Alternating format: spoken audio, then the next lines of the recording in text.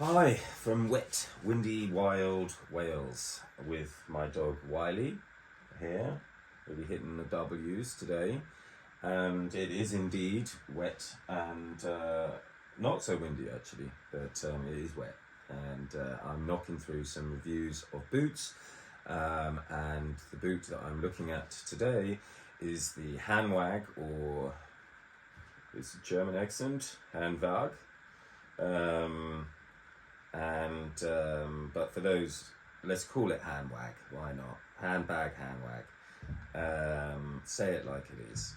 We're not in Germany now.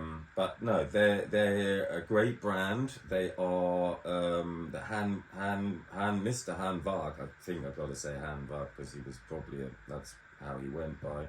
Was the brother of Lowe. Or lower. I mean, we're going to stop with the even Wiley's embarrassed at my German. But anyway, Lower Shoes, Loewe, is it something like that? His brother was Hanwag, and this is a while back. Liked making boots too, and the two of them set off on their own course.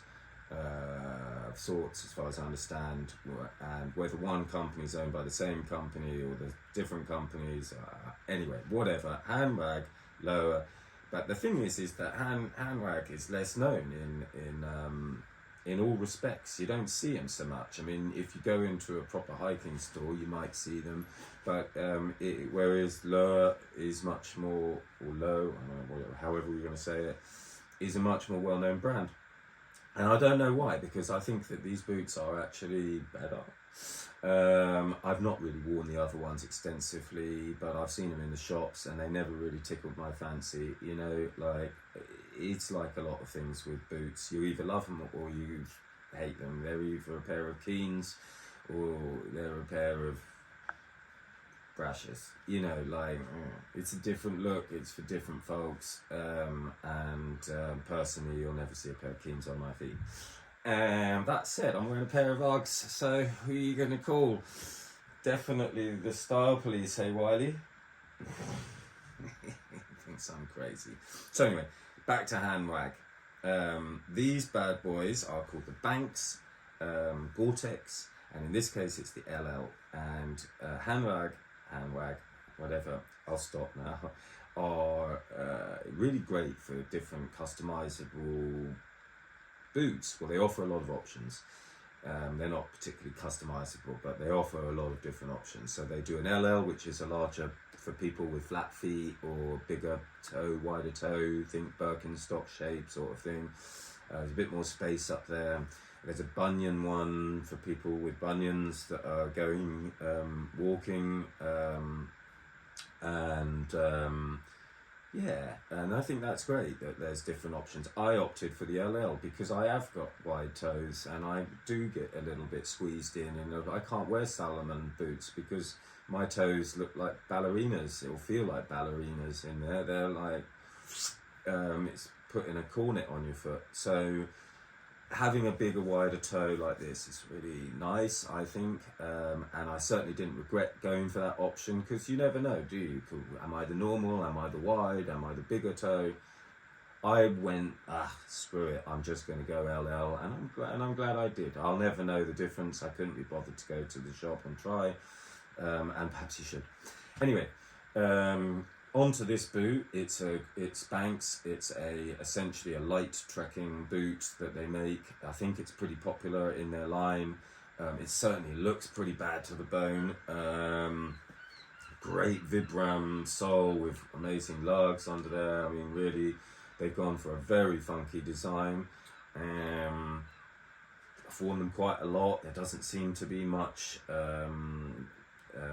sort of wear on the underneath there, perhaps a little bit at the back, but not loads. As far as I know, they are resolable. I believe that involves someone taking off this bit here.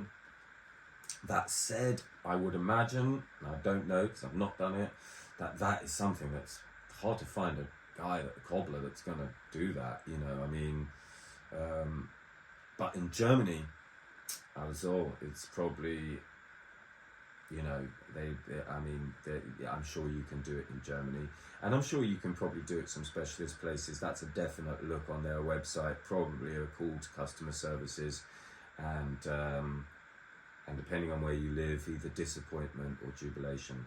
But the black is very fetching. I believe there's a few other colours. I think there's like a navy, there's maybe a brown. I went for the black, and these boots have been really great. They are a little heavy. Let's try them out on the scales. We're starting with grams. They are coming in at 727. Yep, 727. So compared to the Dana Mountain 600s that I just tried, that were about 560, they're about 200 grams more. I mean, it's not loads, given how much more boot you get. I think that's actually pretty great, and I certainly haven't felt that they are uncomfortable. I would say this is also a kind of trainer, sneaker, mountain boot. It's certainly constructed sole-wise like one, but as compared to the Mountain 600s, which I'll just grab one of them so you can see the difference, even if you didn't see that review. You know, like, they've both got the sort of sneaker sole, they've both got Vibram. This definitely feels heavier, but not by loads, and that makes sense because it is. But I mean, you get a bit more height up here, but this gusset, it's coming right to here, whereas this little guy is down here, and that really makes a world of difference. The waterproof lining in here is coming right up to here. Turn this around so you can see, if you can see. Right up to here. It's going, it goes a little low at the heel, I will say that. At heel height, they're both about the same, so, but this gusset's obviously with the walking through, especially wet grass, where you're going to get a lot of the water splashing onto the front of the boot. And as I said in my previous reviews, these are not waterproof, in my opinion, or at least if they are waterproof, they don't prevent water from getting into them, and once it's in, it's definitely not getting out. So I've had a lot better time wearing these. These went up a mountain just 2 days ago in the pouring rain. It was walloping it down, and feet stayed totally dry, and those did not. And they're warm too. I've worn these in snowy conditions. I've worn them in upstate New York in some serious snow, and they were great. Loved them. They were warm with a good pair of socks. They were excellently warm, and they stayed, you know, pretty good. In terms of, you know, with snow, when it all mushes up, it can really mess up shoes. I did, when I bought these, find that this leather here was also of quite a, not suede, but I mean, not, because this is obviously a more suede-y vibe. It was definitely a more open, porous leather, and I just went ahead and put G-Wax on it, or you can, you know, depending on where you are, those will vary, but essentially a synthetic, it's a beeswax, G-Wax, but so it's not synthetic at all, but it's not, you know, like tallow, whatever, you know, dubbing and stuff. So it changed that visually, it changed the boot, because this was much more matte, and now it's much more shiny.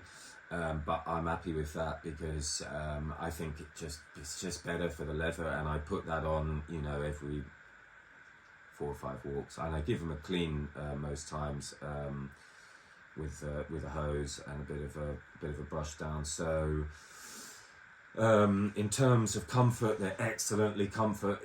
They're, you know, the sneaker style, the trainer style really helps with that. They feel solid, and the toe box gives me, you know, really great feeling, especially on long walks, of being able to feel like I'm not getting that pain in the top of my foot that I get from some other boots, and with a great pair of innersoles in here, such as Superfeet or whatever they're called. And these aren't that. This is one I get from Amazon called, I can't remember, it's Nazanu or something like that, and they're pretty good, but I have fairly flat-ish feet, so I like to have that raised arch just to give me a bit more support.